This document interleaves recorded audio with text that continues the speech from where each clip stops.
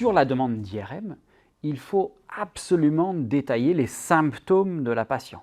Un exemple très simple, la scapulagie cataméniale. C'est la douleur de l'épaule pendant les règles. Ça peut signer une atteinte du diaphragme. Donc il faut absolument que le radiologue explore, avec au moins un cliché, cette coupole diaphragmatique, mais tu nous en diras un mot. Ça, c'était l'exemple typique de l'essentiel des symptômes qui doit être présent dans la prescription. Bien sûr que les douleurs pendant les règles, les douleurs pendant les rapports, les symptômes digestifs doivent être précisés parce qu'ils orientent l'IRM.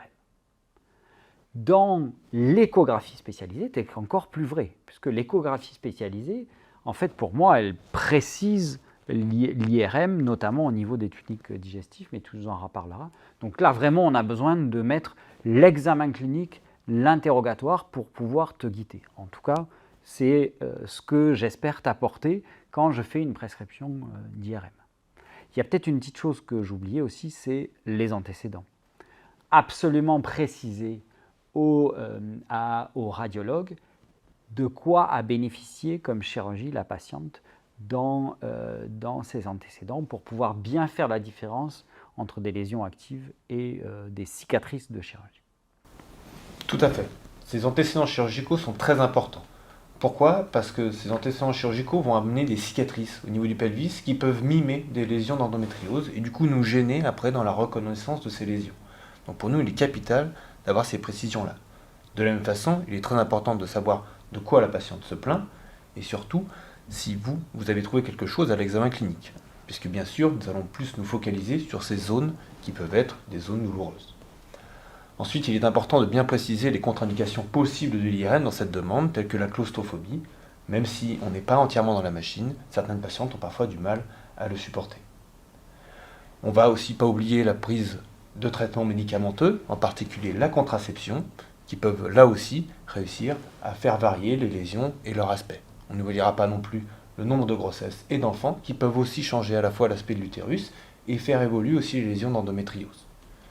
Ensuite, un élément capital, au moment de passer votre examen d'IRM ou d'échographie, il est important de savoir votre cycle, à quel moment on en est. On ne peut pas décrire toujours toutes les lésions, en particulier au moment de la période des règles. Donc il est important de réussir à savoir où est-ce qu'on en est. Oui, ce n'est pas une raison pour annuler l'examen, mais en tout cas, c'est une raison pour donner l'information à celui qui fait l'imagerie. Exactement, c'est un complément. On ne peut pas organiser malheureusement tous les examens en fonction du cycle et ça ne doit pas être quelque chose de contraignant, mais c'est une information que nous devons obtenir. Et si jamais il y avait besoin de repréciser, on peut largement faire un autre examen plus tard en dehors de cette période. Pour ce qui est vraiment de l'échographie spécialisée dont on parlait, un élément absolument essentiel, moi, pour ma pratique, parce que cela va me permettre de décider quel type de traitement chirurgical, notamment dans les atteintes en arrière de l'utérus, on appelle les nodules recto-vaginaux qui peuvent atteindre le rectum, donc le tube digestif. Là, j'ai vraiment besoin d'un élément essentiel au niveau de cette échographie, c'est la profondeur de l'atteinte de la paroi du rectum. Donc le rectum, c'est le gros intestin, c'est un tube qui est constitué de plusieurs couches. En fonction de la profondeur de ces couches, je vais changer mon geste chirurgical. Donc c'est absolument essentiel d'avoir ces informations. Quelle information tu vas pouvoir m'apporter, toi, lors de cette échographie? Quand réaliser cette échographie en centre spécialisé? Alors, effectivement, c'est surtout une échographie qu'on va réaliser souvent après l'IRM. C'est vraiment quelque chose qui va nous permettre de mieux préciser les lésions. Pourquoi? Parce que l'IRM va nous permettre de réussir à voir qu'il y a une atteinte digestive. Mais on a parfois besoin de préciser plus pour réussir à mieux guider le geste thérapeutique. Et cela, on va besoin d'avoir faire une échographie, et cette échographie endovaginale va réussir à nous permettre de bien réussir à préciser quelle structure et quelle couche est touchée au niveau effectivement de ces nodules recto-vaginaux, et de réussir à mieux guider le geste thérapeutique, surtout au niveau de l'étendue, au niveau de la circonférence et au niveau de sa profondeur. Et c'est vraiment là où le dialogue est important entre toi et moi, ce qui lui permet toi de me dire j'ai besoin d'avoir cette information-là, et dans ce cas-là, je ferai une chirurgie de cette façon-là ou d'une autre, ou si j'ai besoin de cette information d'une façon différente. Combien il y a d'atteinte digestive et quelle est leur profondeur. En effet, Moi, ça va me changer entre ce qu'on appelle shaving, résection discoïde ou résection complète radicale d'un segment de tube digestif.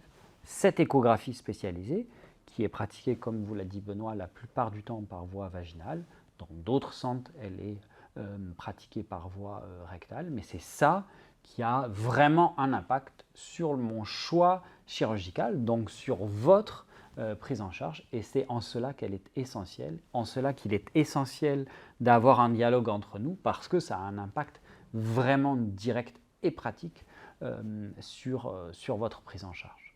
Et où doit-on réaliser l'IRM? Alors ça, c'est vraiment un peu la question un peu piège des fois. Ce qu'il faut bien réaliser, c'est qu'il doit y avoir un échange et une confiance entre celui qui réalise l'imagerie et celui qui la reçoit avec l'interprétation. Clairement, la relation avec le radiologue, elle ne se construit pas du jour au lendemain. Il y a une vraie complicité entre nous sur l'interprétation de l'IRM, parce qu'on se retrouve à lire ensemble des IRM. Je peux te faire un retour de ce qu'il y a eu de bien comme interprétation, pas bien, lors de mon exploration chirurgicale. Donc tout ça, ça prend du temps. Et beaucoup de patientes nous sont adressées en ayant eu un IRM. Fréquemment, on va demander une relecture de cet IRM. Donc en pratique, je vais demander une relecture de l'IRM que m'apporte la patiente à un de nos radiologues spécialisés. Cette relecture, elle est malheureusement pas toujours possible. Pourquoi elle n'est pas toujours possible, cette relecture? Parce qu'elle demande du temps, parce que l'IRM réalisé en externe n'est pas forcément réalisé dans un centre spécialisé et que les séquences du coup d'IRM ne sont pas forcément adaptées. Et par exemple, il n'y a pas eu de préparation digestive et des fois, il est plus compliqué de faire ces relectures. Dans ces cas-là, soit on reprogramme une IRM, soit on réalise de nouveau une échographie en essayant de préciser les choses. Encore une fois, comme tu le dis, ce qui est important, c'est de réussir à avoir le suivi et effectivement le dialogue qu'il y a entre nous, entre ce qui est bien, ce qui n'est pas bien, ce qui nous permet du coup de progresser et de toujours améliorer la prise en charge des patientes afin d'être sûr d'apporter le meilleur geste possible. Clairement, il ne faut pas hésiter à soumettre l'IRM à une nouvelle interprétation, que celui-ci soit négatif ou positif d'ailleurs. S'il n'a pas été interprété par un spécialiste de l'endométriose, c'est la même chose dans toutes les spécialités médicales, dans toutes les spécialités radiologiques et chirurgicales. Chacun a sa spécialisation et on doit pouvoir améliorer la pertinence de l'examen du fait de notre expertise conjointe. Qui doit demander cette IRM et quand? Alors pour cela, nous allons partager avec vous les arbres décisionnels que nous avons écrits lors des recommandations sous l'égide du Collège national des gynécologues et de la Haute Autorité de santé. Grâce à ces arbres, nous avons essayé d'aider ceux qui prennent en charge initialement les patientes, donc les premiers recours, à décider des examens. Mais comme vous l'avez vu dans cette présentation, le premier examen, c'est toujours l'échographie. La décision de l'IRM, elle peut être faite par un praticien de premier recours, mais encore une fois, vous avez vu les limites aussi, savoir quand, à qui adresser, qui doit faire l'interprétation de l'IRM. Il faut savoir hiérarchiser l'utilisation des examens complémentaires. C'est absolument essentiel en termes de santé publique pour ne pas multiplier les examens inutiles ou potentiellement anxiogènes. En effet, il faut que la demande soit bien expliquée et qu'elle soit bien comprise par le radiologue qui va réaliser cet examen.